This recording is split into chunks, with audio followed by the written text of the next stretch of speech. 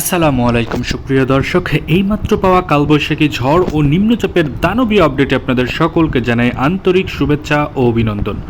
বন্ধুরা, আজকে শুক্রবার 11 এপ্রিল। আজ সকাল থেকেই বাংলাদেশ ও কলকাতার বেশ কিছু জায়গাতে বিক্ষিপ্ত পরিমাণের কালোযুক্ত মেঘ জমবে এবং সেই মেঘের ভয়ঙ্কর আকারের ঝড় বৃষ্টি হতে চলেছে এবং বাংলাদেশের অধিকাংশ জেলার কম বেশি সব জায়গাতেই কিন্তু আমরা দেখতে পাচ্ছি কালবৈশাখী ঝড়ের তাণ্ডব চালাবে। এই কালবৈশাখী ঝড়ের তাণ্ডবের কারণে বাংলাদেশ ও কলকাতার বেশ কিছু জায়গার ক্ষয়ক্ষতি অতিরিক্ত মাত্রায় বেড়ে যাবে। এছাড়াও আবহাওয়াবিদরা জানিয়েছে বাংলাদেশ ও কলকাতার বেশ কিছু জায়গার ঘরবাড়ির টিন উড়ে যেতে পারে, তার সাথে বড় বড় গাছপালা থাকলে সেই গাছপালাগুলো ভেঙে যেতে পারে। এটার একটা বিস্তারিত আপডেট আজকের এই ভিডিওতে দেখতে পাবেন। এছাড়াও আগামী 24 থেকে 48 ঘন্টায় বঙ্গোপসাগর উত্তাল হয়ে উঠেছে। বঙ্গোপসাগরের ওপরে নতুন করে ঘূর্ণাবর্ত দেখা গেছে।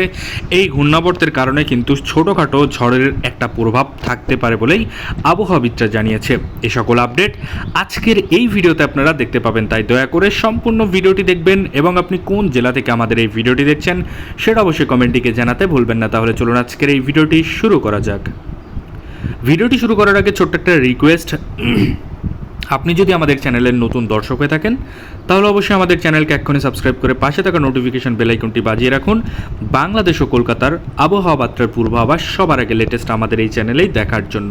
তাহলে চলুন এক নজরে দেখানো যাক বাংলাদেশ ও কলকাতার কোন কোন অঞ্চলে কালবৈশাখী ঝড় ও মেঘলাযুক্ত আকাশ থাকবে, এছাড়াও বৃষ্টিপাতের সম্ভাবনা আছে কি নেই। এছাড়াও আমরা দেখতে পাচ্ছি বজ্রসহ যে বৃষ্টিপাত সেটারও একটা প্রভাব থাকবে বলেই আবহাওয়াবিদরা বলেছে।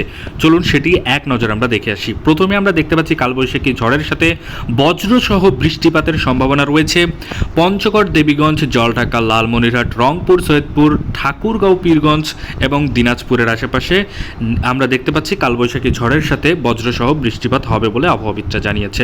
এছাড়াও বিরামপুর থেকে শুরু করে সিলমারিয়া, ছাড় রাজীবপুর, বাহাদুরবাদ, বালুরঘাট, ছড়াঘাট থেকে শুরু করে আমরা দেখতে পাচ্ছি রাজীবপুরের আশেপাশে দিয়ে কালবৈশাখী ঝড়ের সম্ভাবনা রয়েছে।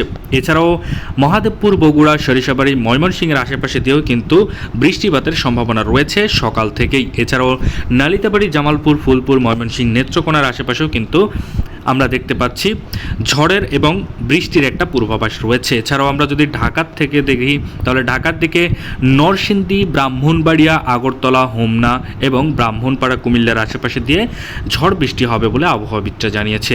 এছাড়াও আমরা যদি একটু খেয়াল করি দীঘিনালা, খাগড়াছড়ির আশেপাশেও কিন্তু একই ধরনের আপডেট থাকতে চলেছে। এছাড়াও টেকনাফের আশেপাশেও কিন্তু ঝড় বৃষ্টি হবে বলে আবহাওয়াবিদরা জানিয়েছে। এবার আমরা যাব দুপুর 11টা 12টার দিকে, 12টা 1টার দিকে বাংলাদেশের সমস্ত জায়গায় ফাঁকা থাকবে, তবে কিছু কিছু জায়গাতে কালোযুক্ত মেঘ দেখা দিতে পারে, তবে ঝড় বৃষ্টি হবে না বলে আবহাওয়াবিদরা জানিয়েছে। তবে দুপুর 2টার পর থেকেই ধানবাদ, রাঞ্চি এবং জামশেদপুরের আশেপাশে দিয়ে বালাসরের আশেপাশে ঝড় বৃষ্টি হবে বলে আবহাওয়াবিদরা জানিয়েছে। অর্থাৎ এটা ছিল কলকাতার আপডেট। এছাড়াও আমরা সন্ধ্যে 6টার দিকে দেখব বাংলাদেশের বেশ কিছু জায়গাতে কালোযুক্ত মেঘ জমবে, তবে ঝড় বৃষ্টি নেই। এছাড়াও আমরা কলকাতার দিকে দেখতে পাচ্ছি সেখানেও কিন্তু ঝড় বৃষ্টি হবে না বলে আবহাওয়াবিদরা জানিয়েছে।